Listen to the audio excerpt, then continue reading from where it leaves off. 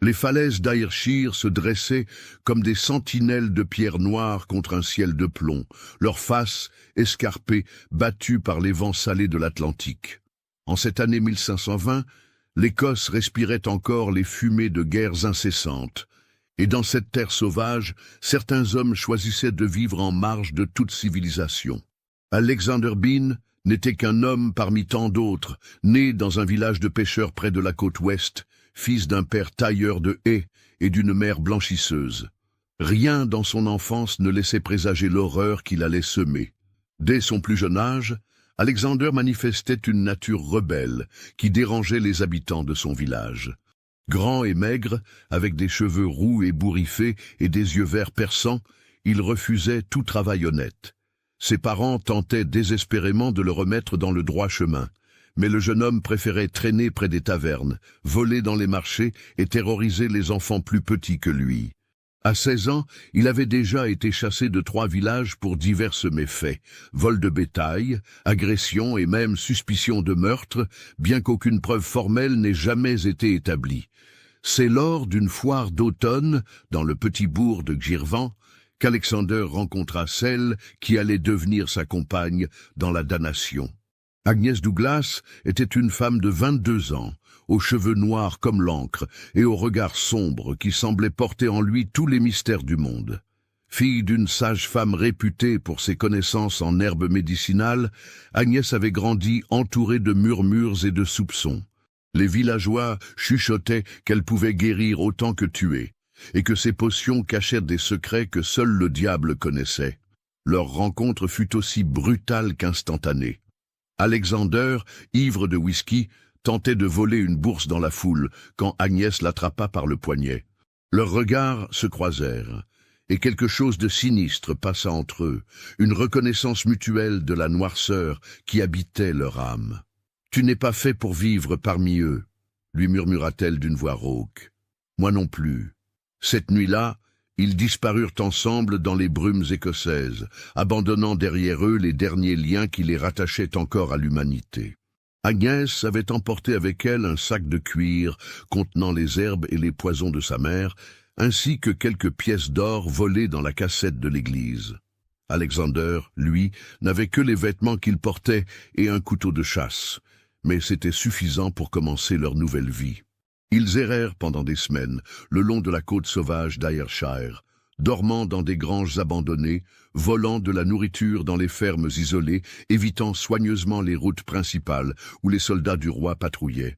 Agnès connaissait les propriétés de chaque plante, chaque racine qui poussait dans les landes désolées, et elle enseignait à Alexander comment survivre de la terre quand les vols ne suffisaient plus.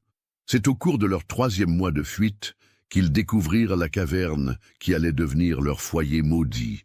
Cachée dans les falaises de Benan Head, accessible seulement à marée basse par un étroit passage entre les rochers, cette grotte s'enfonçait profondément dans la roche, formant un labyrinthe de galeries naturelles. L'entrée, dissimulée par des algues et des rochers moussus, était pratiquement invisible depuis la terre ferme, et la mer haute la rendait totalement inaccessible. « C'est ici que nous ferons notre royaume », déclara Agnès en explorant les recoins humides de leur nouvelle demeure. Les parois suintaient d'humidité et l'odeur de varech pourrissant emplissait l'air vicié, mais ils étaient enfin chez eux, loin des lois des hommes et des jugements de Dieu. Au début, ils survécurent en volant des voyageurs solitaires qui empruntaient le sentier côtier. Alexander, fort et agile, tendait des embuscades, tandis qu'Agnès préparait des poisons qui paralysaient leurs victimes sans les tuer immédiatement. Ils récupéraient les bourses, les bijoux, les armes, tout ce qui pouvait avoir de la valeur, puis abandonnaient les corps aux marées montantes. Mais c'est lors de leur 5e attaque que quelque chose bascula irrémédiablement. La victime, un marchand de Glasgow qui se rendait à un marché de Dumfries, avait résisté plus longtemps que prévu. Dans la lutte, Alexander lui avait planté son couteau dans le ventre, et l'homme agonisant les avait suppliés de l'épargner, offrant tout son or en échange de sa vie. Agnès s'était agenouillée près du mourant, avait plongé ses yeux dans les siens, et avec un sourire terrifiant, lui avait tranché la gorge. Ce qui suivit marqua le point de non-retour de leur damnation. Affamés par plusieurs jours de jeûne, isolés de toute civilisation, ils regardèrent le corps encore chaud du marchand avec une faim nouvelle, primitive, qui n'appartenait plus au monde des hommes. Agnès fut la première à prononcer les mots qui entraient à jamais la côte d'Ayrshire.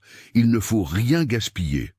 Cette nuit-là, dans les profondeurs humides de leur caverne, éclairées seulement par les flammes vacillantes d'un feu de bois flotté, Alexander Bean et Agnès Douglas franchirent la dernière frontière qui les séparait de la bestialité. Le goût du sang humain, la texture de la chair fraîche, tout cela éveilla en eux un appétit qu'aucune nourriture ordinaire ne pourrait plus jamais satisfaire. Dès lors, leurs attaques ne furent plus motivées par le simple vol, mais par une faim dévorante qui ne connaissait ni pitié ni limite. Ils perfectionnèrent leur technique de chasse, étudièrent les habitudes des voyageurs, apprirent à conserver la viande humaine dans des barils remplis de saumure qu'Agnès préparait avec des herbes spéciales. La caverne se transforma peu à peu en un charnier organisé, où chaque recoin servait à stocker leurs macabres réserves. Au bout d'une année de cette existence monstrueuse, Agnès tomba enceinte. L'enfant qu'elle porta était le fruit de leur union maudite, conçue dans la violence et nourrie de chair humaine.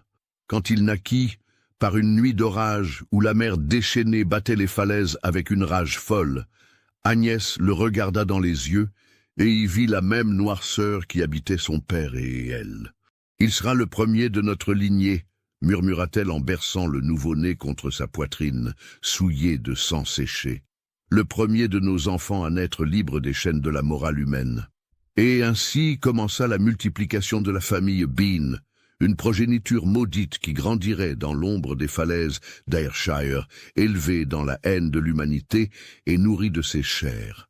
Chaque enfant qui naîtrait dans cette caverne de l'horreur ne connaîtrait d'autre loi que celle de la faim, d'autre morale que celle de la survie, d'autre amour que celui du sang frais coulant dans leur gorge. Les années passèrent, et la famille Bean prospéra dans son isolement cannibale. Les enfants grandirent sauvages et brutaux, éduqués par leurs parents dans l'art de la chasse humaine et de la dépeçage. Ils ne connurent jamais d'autre monde que les galeries sombres de leurs cavernes et les sentiers côtiers où ils tendaient leurs pièges mortels. D'où me suivez-vous? Laissez un commentaire. Au fil du temps, les habitants des villages environnants commencèrent à remarquer la disparition inquiétante de voyageurs sur la route côtière. Des marchands partèrent de Girvan pour ne jamais arriver à Turnberry, des pèlerins s'évaporaient entre Maybole et la côte, des soldats en mission disparaissaient sans laisser de traces. Les autorités locales attribuaient ces disparitions aux bandits de grands chemins ou aux naufrages, car la côte d'Ayrshire était réputée dangereuse et ses eaux traîtresses. 15 années s'étaient écoulées depuis que la famille Bean avait fait de la caverne de Benenhead son antre maudit. Ce qui avait commencé comme l'union de deux âmes perdues s'était transformé en une véritable dynastie de l'horreur. Agnès avait donné naissance à 12 enfants, 6 fils et 6 filles, tous élevés dans l'ignorance de toute morale humaine, et nourris dès leur plus jeune âge de chair humaine. L'aîné, Duncan Bean, était maintenant un homme de 14 ans, grand et fort comme son père, avec les mêmes yeux verts perçants et la même cruauté innée. Il avait participé à sa première chasse humaine à l'âge de 10 ans, et depuis, il était devenu le bras droit d'Alexander dans l'organisation de leurs embuscades. Sa sœur cadette, Morag, âgée de 13 ans, possédait l'intelligence rusée de sa mère, et son talent pour les poisons et la préservation des chairs. Les autres enfants formaient une meute sauvage. Hamish, Tavish, Ewan et le petit Fergus chez les garçons, Isla, Kenna, Fiona, Ailsa et la petite Mairi chez les filles. Tous avaient grandi en considérant les êtres humains non comme leurs semblables, mais comme du gibier, des proies destinées à nourrir leur famille. Ils ne connaissaient d'autre langage que celui de la violence, d'autres lois que celles du plus fort, d'autres plaisirs que celui de voir couler le sang de leurs victimes. La caverne elle-même avait évolué pour accueillir cette progéniture grandissante. Agnès et Alexander avaient aménagé différentes galeries, une nurserie dans les profondeurs où les plus jeunes dormaient sur des peaux humaines tannées, une salle de dépeçage où les corps étaient découpés et préparés, un garde-manger naturel où la viande était conservée dans des barils de saumure, et même une chambre de torture où ils s'amusaient avec leurs victimes avant de les tuer. Les parois rocheuses étaient ornées de trophées macabres. Crânes humains disposés comme des coupes, ossements sculptés en objets utilitaires, bijoux arrachés aux morts qui brillaient faiblement dans la lueur des torches. L'odeur de mort et de pourriture imprégnait chaque pierre, chaque recoin de leur domaine souterrain. C'est vers cette époque que commença la deuxième phase de l'évolution monstrueuse de la famille Bean, l'inceste généralisé. Isolés du monde extérieur depuis leur enfance, ignorant tout des conventions sociales et morales, les enfants Bean commencèrent naturellement à s'accoupler entre eux dès qu'ils atteignirent la maturité sexuelle. Pour Alexander et Agnès, c'était non seulement acceptable mais souhaitable. Cela garantissait que leur lignée resterait pure, non contaminée par le sang des faibles de l'extérieur. Duncan prit pour compagne sa sœur Morag, et ensemble, ils donnèrent naissance aux premiers petits-enfants de la dynastie Bean. Emish s'unit à Isla, Tavish à Kenna, et ainsi de suite dans une orgie incestueuse qui produisit rapidement une nouvelle génération encore plus dégénérée que la précédente. Ces enfants de l'inceste naissaient souvent avec des déformations physiques ou mentales. Membres atrophiés, visages difformes, intelligence limitée, mais tous partageaient la même soif de sang et de violence que leurs parents.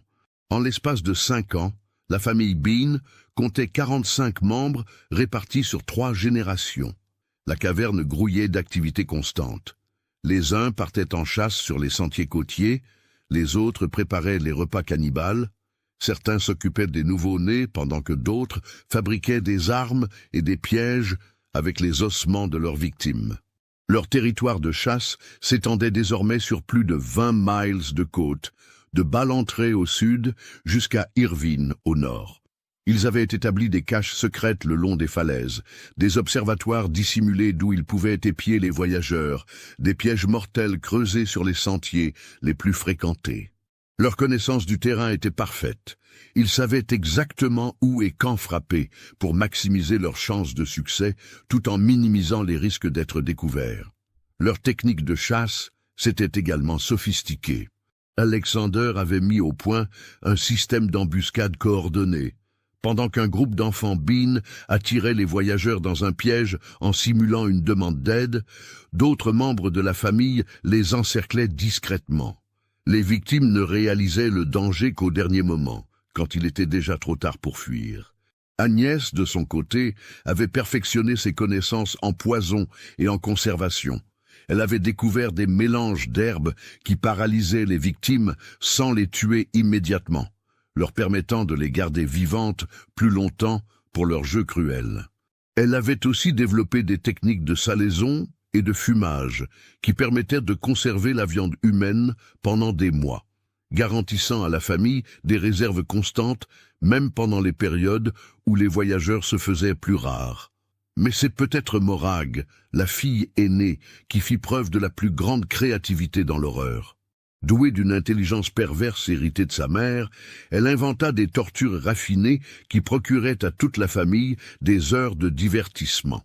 Elle avait appris à maintenir les victimes en vie le plus longtemps possible, les démembrant petit à petit tout en cautérisant les plaies pour éviter qu'elles ne meurent trop vite de leurs blessures. Les cris de leurs victimes résonnaient dans toute la caverne, mêlés aux rires déments des enfants Bean qui assistaient au spectacle comme à un divertissement quotidien. Pour eux, la souffrance humaine était devenue une source de plaisir, la mort un jeu, le cannibalisme un mode de vie aussi naturel que la respiration. Au fil des années, leur réputation de terreur s'étendait dans toute la région, bien que personne ne soupçonnât encore l'existence de la famille Bean. Les disparitions se multipliaient, mais les autorités continuaient d'attribuer ces morts à des accidents ou à des bandits ordinaires. Parfois, la mer rejetait sur la plage des morceaux de corps humains, des membres sectionnés ou des torses mutilés, Mais on pensait qu'il s'agissait de victimes de naufrage dévorées par les poissons.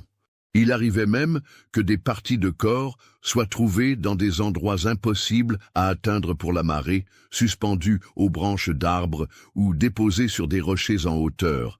Mais ces découvertes macabres étaient si inexplicables que les villageois préféraient les attribuer à des phénomènes surnaturels plutôt que d'imaginer qu'une famille entière de cannibales vivait dans leurs parages. La terreur silencieuse qui planait sur la côte d'Ayrshire commençait néanmoins à avoir des répercussions économiques. Les marchands évitaient de plus en plus la route côtière, préférant emprunter des chemins plus longs, mais apparemment plus sûrs à l'intérieur des terres. Les pèlerins qui se rendaient au sanctuaire côtier voyageaient désormais en groupes importants, escortés par des gardes armés. Même les soldats du roi ne patrouillaient plus seuls sur ces sentiers maudits.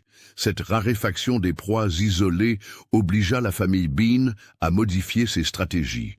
Ils commencèrent à s'attaquer à des groupes plus importants, utilisant des tactiques de guérilla apprises au fil des années. Ils creusaient des fosses dissimulées sur les sentiers, tendaient des cordes entre les arbres pour faire chuter les chevaux, utilisaient des frondes pour lapider les voyageurs depuis les hauteurs des falaises. Mais plus leurs attaques devenaient audacieuses, plus le risque de découverte grandissait. Il suffisait qu'un seul témoin survive et parvienne à s'échapper pour que leur existence soit révélée au grand jour. Et ce jour approchait inexorablement, porté par les vents salés de la côte écossaise et les cris de toutes les âmes qu'ils avaient envoyées dans l'au-delà. La famille Bean avait prospéré dans l'ombre pendant près de 20 ans, transformant les falaises d'Ayrshire en leur terrain de chasse privé. Ils avaient créé leur propre civilisation barbare, basée sur le meurtre et le cannibalisme, ignorant tout des lois divines et humaines. Mais leur hubris grandissante et leur soif insatiable de sang allaient bientôt les mener à leur perte, car même les monstres les plus habiles finissent par commettre l'erreur fatale qui révèle leur existence au monde.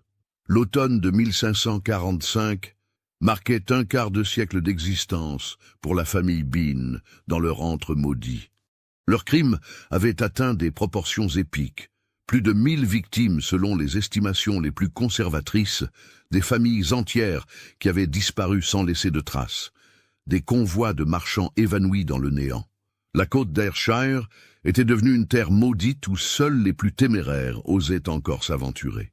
Ce fut précisément cette réputation sinistre qui attira l'attention de Sir William MacLeod, un noble écossais au service du roi Jacques V MacLeod, homme d'une quarantaine d'années, vétéran de plusieurs campagnes militaires, avait été chargé par la couronne d'enquêter sur les disparitions mystérieuses qui décimaient les voyageurs dans cette région. Accompagné de sa jeune épouse, Lady Margaret, et d'une escorte de 6 soldats d'élite, il avait entrepris de traverser la zone maudite pour comprendre ce qui s'y passait réellement. « Cette histoire de bandits de grand chemin ne tient pas », déclarait Sir William à ses hommes, tandis qu'ils chevauchaient le long du sentier côtier par ce matin brumeux d'octobre.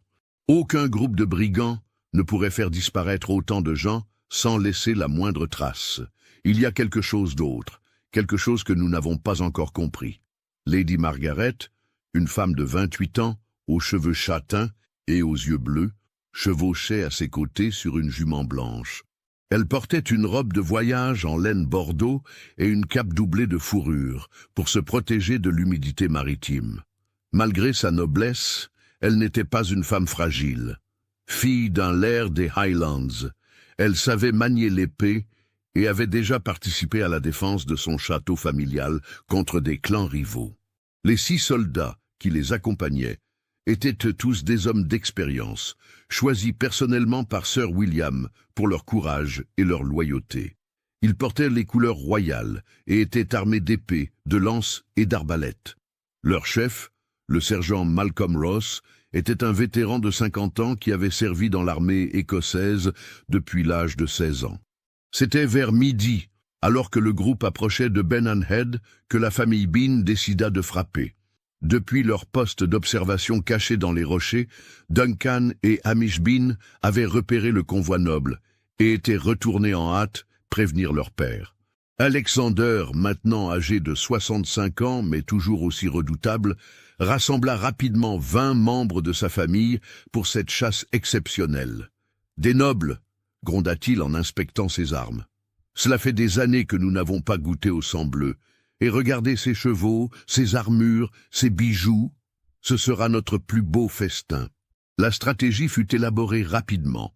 Pendant qu'un groupe de Bean se positionnait en embuscade le long du sentier, d'autres membres de la famille, les plus jeunes et les moins effrayants d'apparence, joueraient les victimes en détresse pour attirer le convoi dans le piège.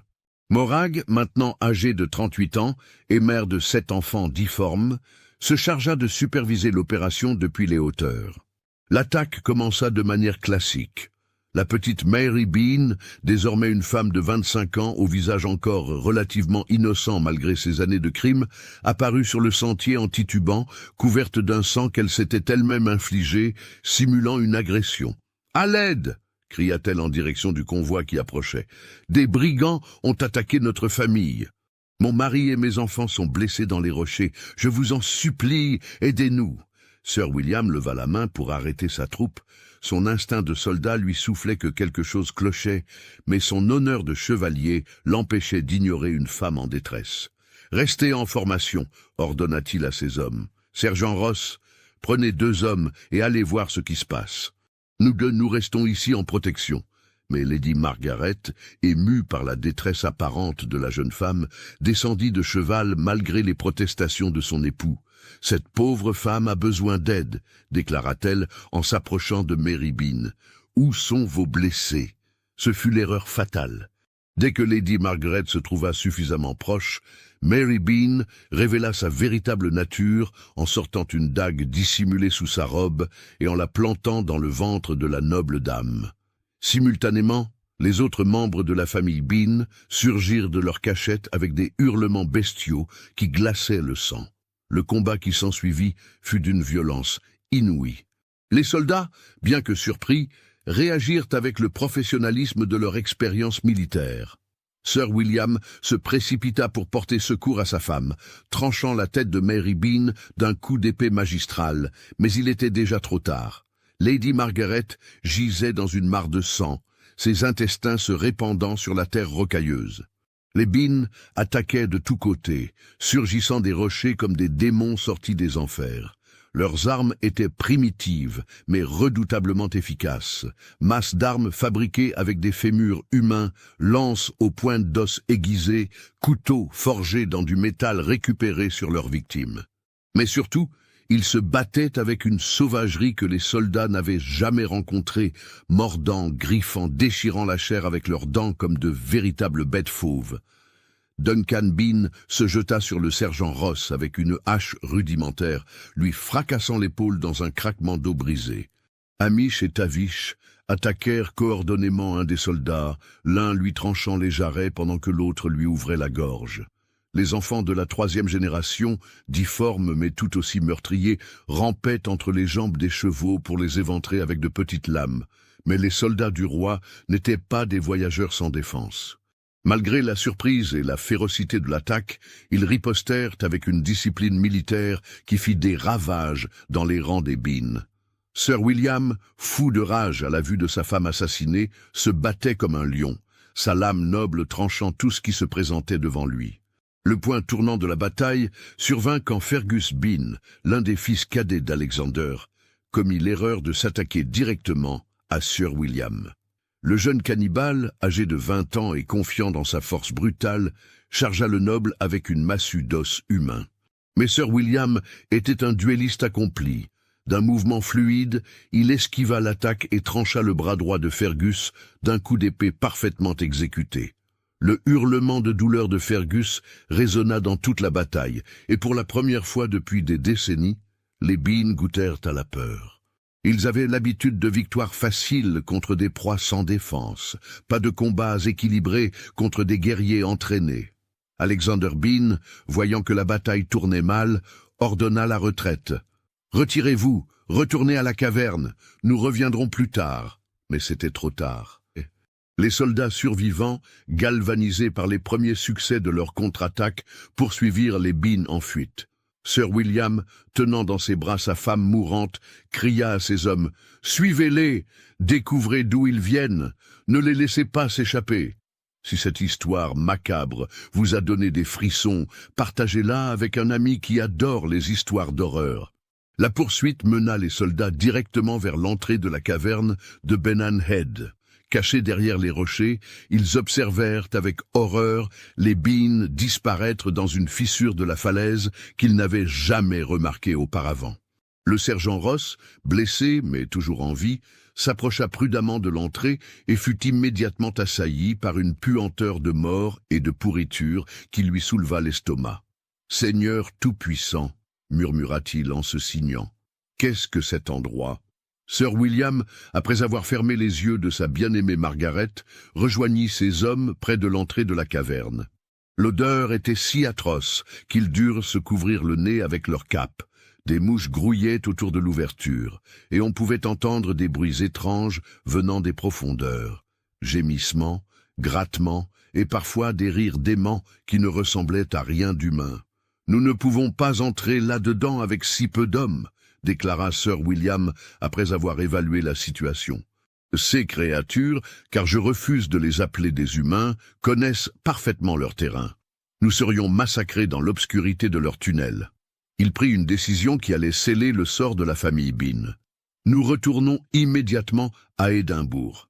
Le roi doit être informé de cette découverte. Ces monstres ont terrorisé l'Ayrshire assez longtemps. » Avant de partir, Sir William ordonna à ses hommes de sceller temporairement l'entrée de la caverne avec de gros rochers, espérant ainsi empêcher les Bean de sortir pour commettre d'autres atrocités.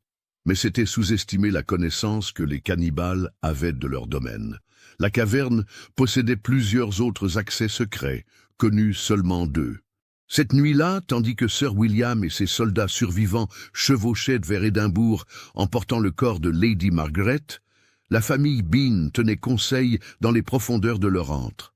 Pour la première fois de leur existence, ils avaient été vaincus au combat et plusieurs de leurs membres étaient morts ou grièvement blessés. Alexander Bean, le patriarche maintenant vieillissant, regardait ses enfants et petits-enfants rassemblés autour du feu central de la caverne. La peur se lisait dans leurs yeux sauvages, une émotion qu'ils n'avaient jamais éprouvée auparavant. « Ils savent où nous sommes », gronda-t-il d'une voix rendue rauque par des décennies de cris de guerre. « Ils reviendront, en plus grand nombre, avec de meilleures armes. » Agnès, maintenant une vieille femme de 67 ans, aux cheveux blancs crasseux et aux dents noircies, hocha la tête gravement. « J'ai vu la détermination dans les yeux de ce noble. Il ne nous laissera pas tranquilles. Nous aurions dû tous les tuer. » Duncan Bean, l'aîné, cracha dans le feu, faisant grésiller les flammes. « Père a raison. Nous devons nous préparer à la guerre. Si les soldats du roi viennent, nous leur montrerons ce que coûte d'envahir notre domaine. » Mais Morag, toujours la plus intelligente de la progéniture Bean, secoua la tête avec inquiétude. « Vous ne comprenez pas. Ce n'était qu'une petite escorte, et regardez les dégâts qu'elle nous a infligés. Quand le roi apprendra ce qui s'est passé, il enverra une armée entière. Nous ne pourrons pas résister à des centaines de soldats. » La révélation qui suivit changea à jamais la perception que le monde avait de l'horreur humaine, car ce que Sir William et ses hommes avaient découvert ce jour-là n'était que le début d'un cauchemar qui dépassait l'entendement. La famille Bean n'était pas simplement un groupe de bandits brutaux, c'était une civilisation entière de cannibales qui avait prospéré dans l'ombre pendant un quart de siècle, créant sa propre culture de mort et de dévoration. Dans les jours qui suivirent, tandis que Sir William chevauchait vers Édimbourg, les Bean tentèrent désespérément de dissimuler les preuves de leurs crimes. Ils brûlèrent des montagnes d'ossements humains, vidèrent leurs barils de chair conservés dans la mer, détruisirent tous les objets qui pouvaient les trahir. Mais 25 années de cannibalisme systématique ne s'effacent pas en quelques jours. La véritable révélation de l'ampleur de leurs crimes ne viendrait que lors de l'assaut final, quand les soldats du roi découvriraient l'intérieur de la caverne et réaliseraient qu'ils n'avaient pas affaire à de simples criminels, mais aux auteurs du plus grand massacre de l'histoire écossaise. Le 15 novembre 1545, Sir William MacLeod arriva aux portes du château d'Édimbourg, portant le corps de sa bien-aimée épouse, et une révélation qui allait ébranler le royaume d'Écosse jusqu'en ses fondements. Le roi Jacques V, monarque de 33 ans connu pour sa justice implacable et sa détermination à maintenir l'ordre dans ses terres, reçut le noble survivant dans la grande salle du château, entouré de sa cour et de ses conseillers militaires. « Majesté !» commença Sir William en s'agenouillant devant le trône, sa voix brisée par le chagrin et l'horreur de ce qu'il avait vécu. « Ce que j'ai à vous rapporter dépasse l'entendement humain. Sur la côte d'Ayrshire vit une famille de démons incarnés qui se nourrissent de chair humaine depuis des décennies. » Le roi Jacques, sceptique au début, écouta le récit détaillé de Sir William avec une expression de plus en plus sombre. Quand le noble décrivit l'attaque sauvage, la mort atroce de Lady Margaret, et surtout la découverte de la caverne empestée de morts, le visage royal se durcit comme de la pierre. « Combien de victimes estimez-vous » demanda le roi d'une voix glaciale. D'après les témoignages recueillis dans la région, Majesté, et en considérant les disparitions rapportées sur un quart de siècle, et plus de 1000 âmes, peut-être davantage, des familles entières, des convois de marchands, des pèlerins, des soldats même, tous dévorés par cette progéniture maudite. Un silence de mort s'abattit sur la salle d'audience. Les courtisans échangeaient des regards horrifiés, certains se signaient discrètement. Le roi Jacques V était réputé pour son sang-froid, mais cette révélation le toucha au plus profond de son âme, de souverain chrétien. « Par tous les saints !» murmura le roi en serrant les accoudoirs de son trône. « Une famille entière de cannibales sur mes terres, et cela depuis 25 ans. » Il se leva brusquement, sa cape royale flottant derrière lui. « Sir William, vous avez rendu un service immense à la couronne en découvrant cette abomination. Mais maintenant, il faut l'extirper comme on extirpe une tumeur cancéreuse. » Le roi convoqua immédiatement son conseil de guerre. En moins de 3 heures, un plan d'intervention militaire était élaboré. Il ne s'agissait plus de simple maintien de l'ordre, mais d'une véritable croisade contre des forces du mal qui souillaient la terre écossaise. « Je veux 400 hommes d'armes !» ordonna le roi à son maréchal, « les meilleurs de nos soldats, équipés pour un siège en terrain difficile. Je veux aussi une meute de chiens de guerre, des experts en combat souterrain, des sapeurs capables de sceller définitivement cette caverne maudite, et que le clergé nous envoie ses meilleurs exorcistes. Nous ne savons pas à quelle force démoniaque nous allons nous confronter. » Sir William se porta volontaire pour guider l'expédition punitive, malgré sa récente tragédie. « Majesté, permettez-moi de conduire vos troupes vers l'antre de ces monstres. Ma femme mérite vengeance, et je connais maintenant l'emplacement exact de leur refuge. » Le roi accepta, nommant Sir William commandant en second de l'expédition sous les ordres du général Robert Stewart, un vétéran de nombreuses campagnes qui avait la réputation de ne jamais reculer face à l'ennemi, quelle que soit sa nature. La nouvelle de l'existence de la famille Bean se répandit comme une traînée de poudre dans tout le royaume. Dans les tavernes d'Édimbourg, au château des Highlands, on ne parlait plus que de cette famille maudite qui dévorait les chrétiens depuis un quart de siècle. Certains refusaient d'y croire, d'autres organisaient déjà des pèlerinages pour aller voir les démons d'Ayrshire, une fois qu'ils auraient été capturés. Le 3 décembre 1545, l'armée royale se mit en marche vers Ayrshire. 400 soldats d'élite, équipés des meilleures armes du royaume, escortés par 50 chiens de guerre dressés au combat et au pistage. Le convoi s'étirait sur plus d'1 mile. Fantassins lourdement armés, arbalétriers montés, sapeurs avec leurs outils de siège, prêtres portant des reliques sacrées et de l'eau bénite. Soutenez notre chaîne en cliquant sur le bouton Merci en forme de cœur, afin que nous puissions continuer à vous proposer des histoires aussi sombres et captivantes que celle-ci. Pendant ce temps, dans la caverne de Benenhead, la famille Bean se préparait à l'inévitable. Alexander avait organisé la défense de leur antre avec l'expérience de 25 années passées à tendre des embuscades. Les galeries les plus profondes étaient piégées, les accès secondaires camouflés, les provisions de chair humaine cachées dans des recoins inaccessibles. Ils peuvent venir avec 1000 hommes, grondait le patriarche cannibale en aiguisant ses armes de fortune. Cette caverne est notre forteresse, ils ne nous en délogeront pas vivants. Mais Agnès, maintenant affaiblie par l'âge et les privations des dernières semaines, pressentait que leur fin approchait. « Nous avons vécu comme des rois dans notre royaume souterrain », murmura-t-elle, en regardant ses enfants et petits-enfants difformes. « Nous avons dévoré des centaines d'âmes, nous avons prospéré dans le mal, mais toute chose a une fin, même les dynasties maudites. » Le 8 décembre, l'armée royale atteignit les falaises de Ben-Head. Le général Stuart établit un campement fortifié à distance respectueuse de la caverne, puis envoya des éclaireurs reconnaître le terrain.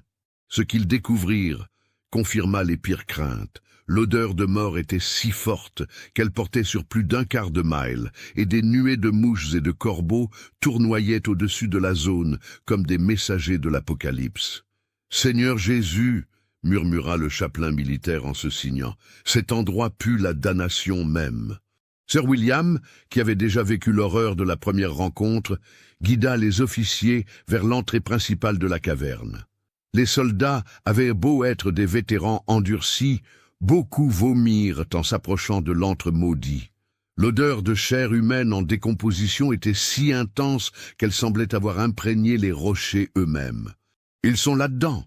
déclara Sir William en désignant la fissure rocheuse. Toute la progéniture maudite, cachée dans les profondeurs comme des rats dans leur terrier.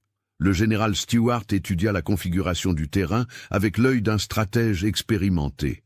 La caverne était effectivement une forteresse naturelle, protégée par les marais et accessible seulement par des passages étroits, facilement défendables. Un assaut frontal coûterait la vie à de nombreux soldats. « Nous n'entrerons pas dans leur piège, décida-t-il. Nous allons les enfumer comme des renards, que les sapeurs préparent des brasiers à l'entrée de tous les passages connus. S'il y a d'autres sorties, la fumée nous les révélera. » La stratégie se révéla diaboliquement efficace. Pendant 3 jours et 3 nuits, d'épais nuages de fumée toxique s'engouffrèrent dans les galeries de la caverne. Les Bean tentèrent de résister en se réfugiant dans les parties les plus profondes de leur antre, mais l'air devient rapidement irrespirable. C'est le petit Ewan Bean, âgé de 15 ans et déjà père de 3 enfants incestueux, qui commit l'erreur fatale. Suffoquant dans les fumées âcres, il tenta de s'échapper par un passage secret qu'il croyait inconnu des assiégeants. Mais les chiens de guerre royaux, dressés au pistage, détectèrent immédiatement sa sortie et donnèrent l'alerte. En quelques minutes, Ewan fut cerné par une dizaine de soldats. Fou de terreur, il tenta de se battre avec ses mains nues, mordant et griffant comme un animal sauvage. Mais les soldats, prévenus de la nature bestiale de leurs ennemis, l'assommèrent sans ménagement et le traînèrent devant le général Stuart. L'interrogatoire d'Ewan révéla l'étendue complète de l'horreur Bean. Sous la torture, car le roi avait expressément autorisé l'usage de tous les moyens nécessaires, le jeune cannibale avoua les détails les plus atroces de leur mode de vie, combien de victimes ils avaient dévorées, comment ils conservaient la chair humaine, les tortures qu'ils infligeaient à leur proie, les unions incestueuses qui avaient produit leur progéniture dégénérée. 45 membres de votre famille maudite, répéta le général Stuart, ébahi par l'ampleur de la révélation. 45 cannibales vivant dans cette caverne. Et vous prétendez avoir dévoré plus de 1000 chrétiens? Ewan, le visage tuméfié par les coups, hocha la tête avec un sourire démoniaque qui glaça le sang des interrogateurs. 1000 et plus encore, cracha-t-il en riant. Et ils étaient tous délicieux. La chair des enfants est plus tendre, celle des femmes enceintes plus savoureuse, celle des vieillards plus... Le général Stuart lui brisa la mâchoire d'un coup de poing vengeur, avant qu'il ne puisse terminer sa phrase blasphématoire. « Assez, cet être n'est plus humain, il faut nettoyer cette terre de toute cette vermine. » Le 12 décembre 1545, après 4 jours de siège impitoyable, la résistance de la famille Bean s'effondra définitivement. Les fumées toxiques avaient rendu leur refuge souterrain totalement inhabitable, et les survivants commençaient à sortir de leur antre par petits groupes, préférant affronter les soldats royaux plutôt que de mourir asphyxiés dans les profondeurs. Ce que découvrirent les soldats du roi Jacques V en pénétrant enfin dans la caverne de Bennen Head dépassa en horreur tout ce que l'imagination humaine pouvait concevoir. Sir William, qui guidait le premier groupe d'exploration, dut s'appuyer contre la paroi rocheuse pour ne pas s'effondrer face à l'ampleur de l'abomination qui s'étendait devant eux. La caverne principale avait été transformée en un véritable abattoir humain. Des centaines d'ossements jonchaient le sol, certains encore couverts de lambeaux de chair putréfiés. Des crânes humains étaient empilés comme des trophées contre les parois, leurs orbites vides, fixant éternellement l'entrée de cet enfer souterrain. Des membres sectionnés, bras, jambes, torses, pendaient aux parois comme dans une boucherie démoniaque. Dans les galeries adjacentes, les soldats découvrirent l'organisation méthodique de l'horreur Bean. Une salle entière servait de garde-manger, où des barils remplis de saumure conservaient des morceaux de chair humaine pour les périodes de disette. Une autre galerie abritait leurs outils de travail, couteaux forgés à partir d'armes volées à leurs victimes, scies artisanales pour débiter les corps, crochets de boucher fabriqués avec des côtes humaines. Le sergent Malcolm Ross, qui avait survécu à la première attaque des Bean, dirigeait l'exploration de la galerie la plus profonde. Ce qu'il y trouva le marqua à vie. Une nurserie où les enfants Bean avaient été grandis, dormant sur des matelas faits de peaux humaines tannées, jouant avec des jouets sculptés dans des fémurs et des tibias, se nourrissant depuis leur plus tendre enfance de chair humaine, comme d'autres enfants mangent du pain. « Mon Dieu !» murmura-t-il en découvrant des dessins d'enfants gravés sur les parois. Des silhouettes humaines dépecées, des scènes de torture représentées avec la naïveté de l'enfance, mais une précision qui révélait leur familiarité avec la violence. Ils ont élevé leurs petits dans ce cauchemar. Ces enfants n'ont jamais connu d'autre réalité que le meurtre et le cannibalisme. Dans une alcôve secrète, les soldats découvrirent les archives de la famille Bean, des centaines de bijoux, de bourses, d'armes et d'objets personnels arrachés à leurs victimes au fil des décennies. Chaque objet racontait une histoire, celle d'une vie humaine brutalement interrompue pour nourrir cette famille maudite. Un médaillon contenant le portrait d'une jeune femme, une bague de mariage gravée, un chapelet ayant appartenu à un pèlerin, des jouets d'enfants, mais la découverte la plus atroce attendait les soldats dans les profondeurs les plus reculées de la caverne. Dans une salle que les Bean appelaient leur réserve d'hiver, ils trouvèrent des rangées de corps humains suspendus comme des quartiers de bœuf dans un abattoir. Hommes, femmes, enfants, tous soigneusement vidés et préparés pour la consommation, leurs visages figés dans une expression de terreur ultime. Le général Stewart, homme pourtant habitué aux horreurs de la guerre, dut sortir précipitamment de la caverne pour vomir. « Jamais !» déclara-t-il en s'essuyant la bouche d'une main tremblante. « Jamais dans toutes mes campagnes je n'ai vu pareille abomination. Ces créatures ne méritent même pas d'être appelées des bêtes. Les bêtes tuent par instinct, pas par plaisir sadique. » La capture de la famille Bean au complet prit encore 2 jours. Ils avaient tenté de résister jusqu'au bout, se battant avec la férocité du désespoir dans les galeries les plus profondes de leur antre. Alexander Bean lui-même fut capturé en combattant avec une massue faite d'un fémur humain, refusant de se rendre même quand ses fils furent abattus autour de lui. Agnès fut trouvée dans un recoin, protégeant ses plus jeunes petits-enfants difformes, crachant sa haine sur les soldats qui l'enchaînaient. Au final, 32 membres de la famille Bean furent capturés vivants. 13 avaient péri dans l'assaut final, préférant mourir en combattant plutôt que de se rendre. Parmi les prisonniers se trouvaient Alexander et Agnès, leurs enfants survivants, et une quinzaine de petits-enfants âgés de quelques mois à 20 ans, tous nés de l'inceste et tous élevés dans la culture cannibale de leur famille. Le spectacle que présentaient ces prisonniers glaçait d'horreur, même les soldats les plus endurcis. 25 années de vie souterraine et de cannibalisme avaient produit une progéniture à peine humaine. Corps déformés, visages bestiaux, regards vides de toute humanité. Ils ne parlaient qu'un dialecte guttural qu'ils avaient développé entre eux, mélange d'écossais archaïques et de grognements animaux. Quand on leur apportait de la nourriture normale, Pain, viande cuite, légumes, ils la rejetaient avec dégoût, réclamant de la chair humaine crue. La nouvelle de la capture de la famille Bean se répandit dans tout le royaume avec la rapidité de l'éclair. Des foules entières convergeaient vers Ayrshire pour voir les démons cannibales, et les soldats durent établir un périmètre de sécurité pour éviter que les prisonniers ne soient lynchés par la population horrifiée. Le roi Jacques V, informé de la capture réussie, ordonna que les prisonniers soient amenés à Édimbourg pour y être jugés publiquement, que tout le royaume voie de ses yeux les monstres qui ont souillé nos terres, déclara-t-il, et que leur châtiment serve d'exemple pour l'éternité. Le convoi qui ramena la famille Bean à Édimbourg fut l'un des spectacles les plus macabres de l'histoire écossaise. Les prisonniers, enchaînés dans des cages de fer, étaient transportés sur des chariots escortés par 100 soldats en armes. Sur tout le trajet, des foules immenses s'assemblaient pour voir les cannibales, jetant des pierres et des immondices, hurlant leur dégoût et leur soif de vengeance. Certains prisonniers Bean tentèrent de mordre les spectateurs qui s'approchaient trop près des barreaux. D'autres poussaient des cris bestiaux qui faisaient fuir les enfants en pleurs.